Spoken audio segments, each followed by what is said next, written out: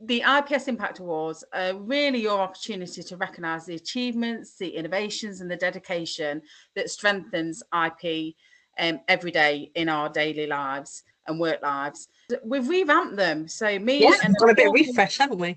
That's really great. And Kerry, you were part of this group as well. There was sort of 6 or 8 of us which came together to really think about what do we want to celebrate this year around infection prevention and control, and what makes our awards a little bit different to all the other IP awards that go off across the year. So we've really tried to make it IPS centric, really. So what we want to do tonight is just to tell you a little about the categories, because they are different, as I said, from previous years. So we've got Team of the Year. What do you think about Team of the Year, Kerry? Yeah, it's such a great way to recognise our members and also our colleagues that we work with every day. So it's really showing how we collaborate, how we work with others, and really hopefully gives a nice showcase of a fantastic work that we do every day that often can feel a little bit unnoticed. So celebrate your teams, nominate yourselves. Don't be shy in this awards nomination, please don't. Or you can obviously nominate others if you know they are a fab team that you want some recognition for. So yeah, really excited to see Team of the Year back. It's a note, as a former winner of a team of the year, it definitely brings it's a really highlight of the year, and it's memorable. I remember Manchester, and all of us came down to conference together to celebrate, and it's definitely still very much in my heart and my memories. So yeah, definitely excited to see that one back. Brilliant, excellent. And we've also got IPC Practitioner of the Year. So this is about celebrating an individual who has made an exceptional contribution to infection prevention control through their leadership, dedication and passion for improving standards of care. So again, this is one that we've held in years before, and it's really exciting to see this back again. So I really would invite you to think about who you can nominate for this particular award. As I said, it's really about that exceptional contribution. A couple of the other ones that I just want to talk you through. So again, Kerry, I think this may have been one of your ideas, actually. I can't remember. I thought it was. And this was about the Volunteer of the Year. So again, this is really specific to IPS, which is wonderful. So what we're trying to do here is honour an IPS volunteer who has gone above and beyond to support their members and strengthen the IPC community. And really, what we want them to be able to prove is how they champion the work of the society. So that was a great idea, Kerry. I'm really pleased that you figured it out. It was genius. And that's our Volunteer of the Award. So that's our third category. And we've then got a Rising Star. So what you'll know is that over the last year and a bit, we've had an early careers network be formed. Now, this has been a real great collaboration of those that are really new into their career. So we really wanted to celebrate that. So we've got a Rising Star criteria as well. So this is for those that are within their first 3 years of their career. And we really want to see those that are already demonstrating that impact, that innovation and that leadership potential. So I'm really excited about that Rising Star award. I don't know about you, Kerry. Absolutely, it's great to see, and we need to flourish our newbies, don't we? Because they're the future, so we absolutely need to nurture them and give them that recognition that they absolutely do deserve. So yeah, exciting stuff to see. Absolutely. And then of course IPC doesn't progress without innovation and technology. So one of our categories is specifically about that. It's about innovation and technology in infection prevention and control. And this is celebrating individuals or teams or organizations who have used technology, data or new approaches to improve IPC practice and patient safety.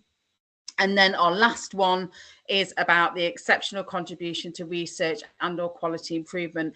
Again, recognising the diversity of IPC roles throughout, infection prevention control, and a large part of that is around research and quality improvement. So this is about recognising the research and quality improvement initiatives that have advanced IPC practice, but also showing that that measurable improvement in outcomes.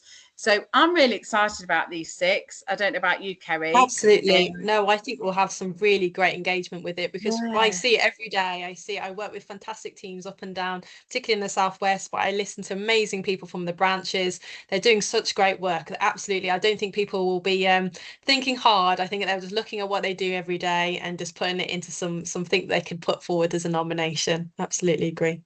Fabulous. So Kerry, I want you to talk to us a little bit about the evidence, because we've changed a little bit about how we want to get you to show how you meet the criteria. So do you want to talk us through that so we know what we've got to do?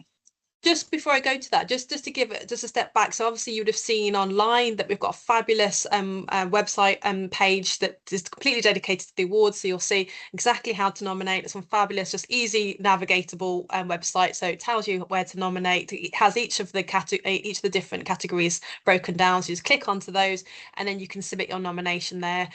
What we're looking for this year is hopefully make this as easy as possible for you to do, because we know sometimes it's having time to do it, have the sort of the energy to try and even put something together. So hopefully we're going to try and make this easier. So we've created a really nice document that you'll find on the website that has the criteria for judging, and within that is some really detailed information about what judges will be looking for. So it breaks that down, it lines it with the IPS values. So basically you sit there with that and provide your evidence against each of those points, and you can use lots of diverse bits of evidence. It can be personal statements, it can be reports, it can be case studies, reflections that you've already written. It could be your published work as well.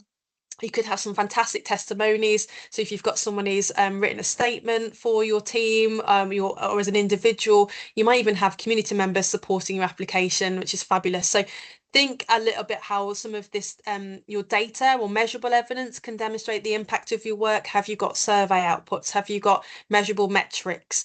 Which really, judges are really looking for that evidence to say, actually, this isn't, you're not just saying it, this is the things that you've actually done. And you can even create some videos. That'd be fabulous to look for, I'm sure, from the judges. They're looking for maybe a video no more than 5 minutes, or an audio recording of you've got photos. I tell my team to take photos of everything we do because I love putting in my annual report. So I'm sure you have all of that already to hand. So do think about submitting those. That supporting evidence will need to go to Lynn Duncan via separate email once you have completed your nomination. Once that's been submitted, you can then start putting your supporting documents.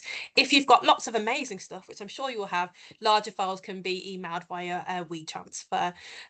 So yeah, if you've got any other questions, you can get in touch with me and Jude, obviously, and then inquiries can go to Lynn. I will just shout out about the deadline, so don't forget, because it comes so quickly. The 10th of August at 9 AM is when we're expecting the nominations to close, and you'll hear about the outcomes of those nominations on the week commencing the 31st of August. So yeah, I guess my challenge to you guys is try and nominate as many of our colleagues as possible through those categories. Make it difficult for the judges, because I know we can do, for the amazing work that happens across the IPS every day. That's brilliant. Thank you so much, Kerry, for giving us all that really great information about evidence. I think it's great that we've thought differently about how people can submit. So do take that on board when you're thinking about time and how you might be able to put those nominations in.